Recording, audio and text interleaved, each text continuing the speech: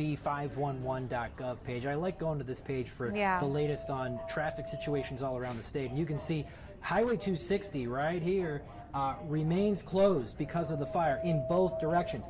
As you can see, if you're unfamiliar with Greer, the only way to get in and out of Greer is the 373, which meets up with the 260. So when the 260 is closed in both directions here, there's no way to get in and out of Greer. They've done that to ensure that emergency officials have all the space they need to move equipment in and out and make sure people aren't clogging up the roadways and things. But there's definitely a bit of a traffic impact that we've been following throughout the afternoon. And it's all because of this fire. I'm checking them live here to see if they've provided any sort of estimated time of reopening, and they haven't. But this all really started right around noon, which is when that fire came out. Yeah, and that's a massive, road that's traveled. So many people travel through that road just to even get to Springerville. And so they're also now having to find alternate routes as well. It seems like we've seen a couple of people, Derek, throughout the day pull up and kind of get out of their cars and take some photos of the smoke from this area. Again, fire officials just want people to kind of either stay safe and be prepared to leave. But that's why they close those roads, is that so people aren't putting themselves in danger, as we know the winds can really carry this fire one way or the other. So that's why those roads are closed. They only want emergency vehicles to be able to basically get in and out. They don't really want that looky-loo factor as people are driving around. But I mean, still impressive smoke coming from this. It looks a little less scary, I would say, than what it looked like earlier this afternoon, but nonetheless 3,600 acres, and with it burning a couple of structures, I mean, that's a massive wildfire to be talking about. It's a big deal. On a day like today, Holly, we were forecasting conditions like this, and firefighters are well aware of the weather forecast. They do their own forecasting too, and so in an event like this, they are ready to go. They had a lot of resources on this thing. It just, unfortunately, Mother Nature threw this fire in an area where it's difficult to get to. The winds were super strong, and they couldn't use the firefighting aircraft like they would have otherwise wanted to. And maybe that would have played a bigger role. You don't know what it would have looked like if the aircraft could come in and do successful retardant drops.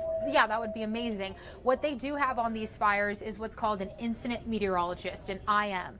So what those people are doing, it's essentially a meteorologist, boots on the ground. When we get wildfires across the state, they are also sent out there. They are with the fire crews. So it's really unique. They have a meteorologist with them, basically telling them, this is our game plan. This is what the weather is going to be overnight into tomorrow. So those fire crews are very aware of what they're getting into. That incident meteorologist is filling them in on what they can expect over the next couple of hours, how they're going to rotate crews in and out of certain areas. So yes, they are well aware of what they're getting into. They know this terrain. I don't know, Derek, if any hot shots have been called out to this area, but oftentimes they will get called out if it's kind of a rugged terrain, a tough terrain area where they are highly trained in responding to these types of wildfires. Yeah, we know that they definitely have some structure protection going on, and they definitely have boots on the ground working as hard as they can. To sum things up, Holly, just kind of in conclusion, what are the next few hours and tomorrow really looking like from a weather perspective? Because that's going to really inform the firefight. Well, it's still going to be windy. What we did see was some of those winds come down a little bit around sunset. So we had winds in the 50-mile-an-hour range about 5 o'clock, came down to about 45 miles an hour. Yes, that's still very strong, but at least those winds are coming down a little bit tonight. We're expecting winds to be really strong heading into tomorrow morning through the early afternoon, and then kind of lightening up as we head into the evening. Now, I don't think it will be necessarily as windy as today, but still, if you're taking a look at even just 40-mile-an-hour wind gusts when you're dealing with a wildfire in dry conditions, we haven't had a lot of rain in that area. It's under one of the highest rankings of the drought situation that we're in the state. So when we take a look at kind of all those factors, put it together, it's not the best news, but you got to hope that, of course, that incident meteorologist is filling in all those fire crews tonight. I would assume they'll try to use the aircraft tomorrow and at least try to see if that's an option for them, and use that also as a way to fight the fire. Yeah, I'm sure those aircraft are standing by. Want to thank everybody for joining in on our coverage and for posting all the videos and images. It's been really helpful to us. It's been really helpful to the entire Arizona community as we continue to follow the Greer fire.